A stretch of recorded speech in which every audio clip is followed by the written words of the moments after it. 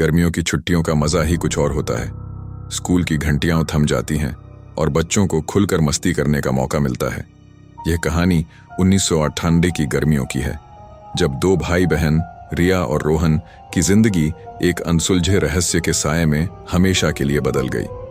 1998 की गर्मियां थीं। 16 साल की रिया और उसका 13 साल का छोटा भाई रोहन अपनी गर्मी की छुट्टियों को लेकर उत्साह से भरे थे। 10 साल बाद वे अपनी दादी दादाजी से मिलने जा रहे थे, जो मसूरी के पास एक छोटे से गांव सांझी में रहते थे। उनका घर एक पुराना सा फार्म हाउस था, जिसके चारों ओर खेत और जंगल फैले थे।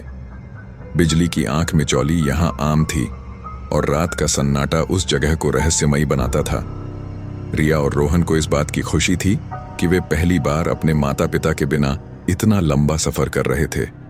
रिया को स्केचिंग का शौक था और वह अपने स्केचबुक में पहाड़ों की तस्वीरें बनाने का सपना देख रही थी। रोहन, जो हमेशा अपने वॉकमैन में गाने सुनता रहता, नए रोमांच की तलाश में था। लंबी ट्रेन यात्रा के बाद वे मसूरी स्टेशन पर उतरे। प्लेटफॉर्म पर सन्नाटा था और सिर्फ वही दोनों नजर आ रहे थे। दूर खड़े उनके दादी दादाजी दिखे। दोनों शॉल लपेटे हुए थे, हालांकि गर्मी अपने चरम पर थी।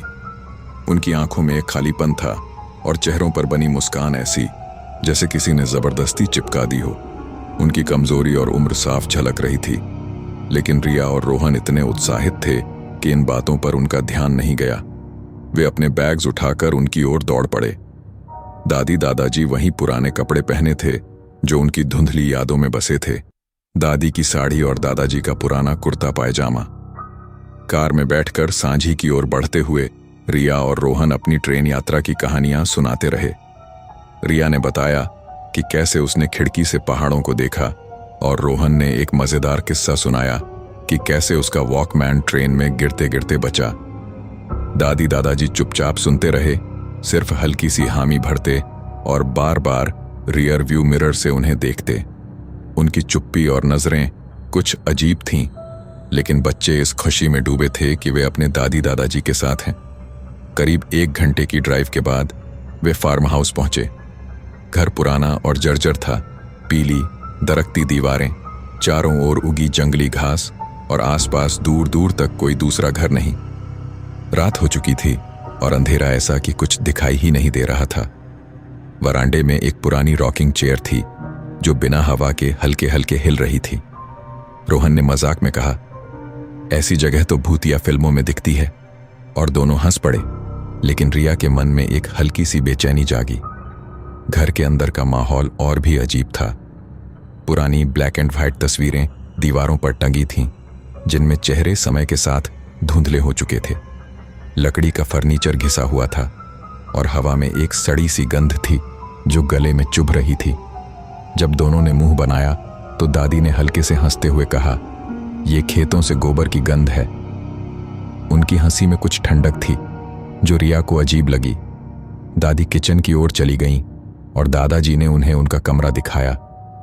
कमरा बड़ा था, लेकिन खिड़की से सिर्फ अंधेरा और लंबी घास दिखती थी। डिनर के लिए बुलाने पर दोनों डाइनिंग टेबल पर बैठे।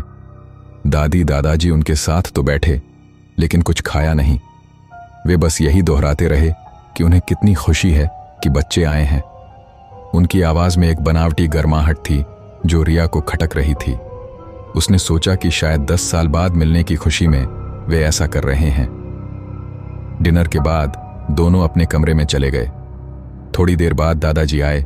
गुड नाइट कहा और लाइट बंद करते हुए बोले, रात में यहां जंगली जानवरों की आवाजें आती हैं, डरना नहीं और बाहर बिल्कुल मत निकलना। उनकी आवाज में एक सख्ती थी जो रोहन को भी अजीब लगी। थके हुए बच्चे कब सो गए उन्हें पता ही नहीं चला। अगले 2 दिन सामान्य गुजरे। दादी दादाजी सुबह नाश्ता देकर खेतों में काम करने चले जाते और रात को लौटते। रिया दिन भर खिड़की के पास बैठकर स्केचिंग करती, जहां से एक जैसे पेड़ दिखते थे जो हवा में हल्के हल्के हिल रहे थे। रोहन घर के पीछे एक पुराने झूले पर वॉकमैन में गाने सुनता या आसपास घूमता। घर का लैंडलाइन फोन खराब था, जिससे वे अपने माता पिता से बात नहीं कर पा रहे थे। कुछ छोटी छोटी बातें उन्हें अजीब लग रही थीं। दादी दादाजी कभी उनके साथ खाना नहीं खाते, बस बहाने बनाते। एक बार रोहन ने किचन में फ्रिज खुला देखा, जिसमें एक पतीले में गाढ़ा लाल रंग का तरल था। उसने पूछा तो दादी ने हंसते हुए कहा, यह हमारी पुरानी रेसिपी है। और उनकी हंसी अचानक जोरदार और खोखली हो गई। दादाजी घंटों एक जगह बैठकर सामने घूरते रहते, जैसे कोई अदृश्य चीज देख रहे हों। रिया और रोहन ने इसे बुढ़ापे का असर मान लिया, लेकिन उनके मन में एक अनजानी बेचैनी बढ़ रही थी।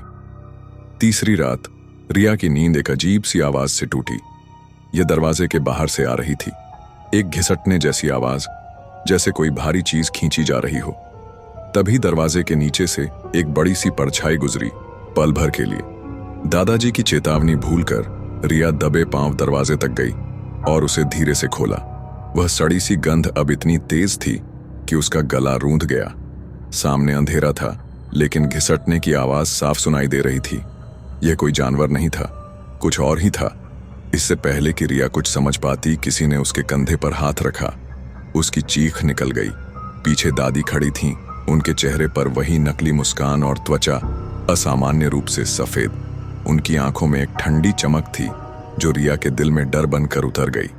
दादी ने कहा, सो जाओ। डर से कांपती रिया चुपचाप कमरे में लौट आई, लेकिन नींद उसकी आंखों से कोसों दूर थी। अगली सुबह दादी दादाजी रोज की तरह नाश्ता देकर खेतों में चले गए। मेन डोर बंद होने की आवाज सुनकर रिया ने राहत की सांस ली। उस दोपहर रोहन बाहर झूले पर होमवर्क कर रहा था। तभी उसे घर के अंदर से बच्चों के खेलने की आवाज सुनाई दी।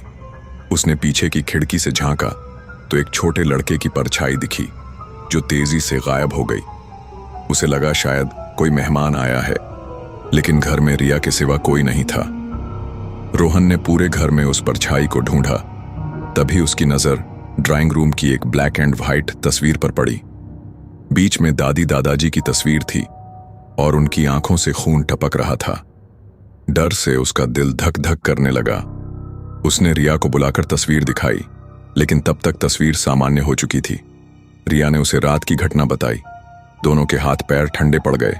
यह घर सामान्य नहीं था। 3 कमरे थे, उनका कमरा, एक बंद कमरा और दादी दादाजी का कमरा, जो हमेशा ताला लगा रहता था। वह सड़ी सी गंध उसी कमरे से आ रही थी। दोनों ने चाबियों का गुच्छा ढूंढा और हिम्मत जुटाकर वह कमरा खोला। दरवाजा खुलते ही एक तीखी सड़ी गंध ने उन्हें घेर लिया। अंदर बेड पर 2 सड़ती हुई लाशें पड़ी थीं। रिया ने देखा कि एक लाश के गले में वही लॉकेट था जो दादी पहनती थीं। उसकी सांसें थम गईं। ये उनके दादी दादाजी की लाशें थीं। लेकिन अगर ये उनकी लाशें थीं, तो वे लोग कौन थे जिनके साथ वे रह रहे थे? डर और रहस्य ने उनके दिलों को जकड़ लिया। उस घर का सन्नाटा उनकी आत्मा में उतर गया और एक अनसुलझा सवाल उनके जहन में गूंजने लगा। यह सब क्या था और अब वे क्या करेंगे? दोस्तों, कैसी लगी आपको यह कहानी? कहानी पसंद आई हो तो वीडियो को लाइक करें और चैनल को सब्सक्राइब करें। धन्यवाद।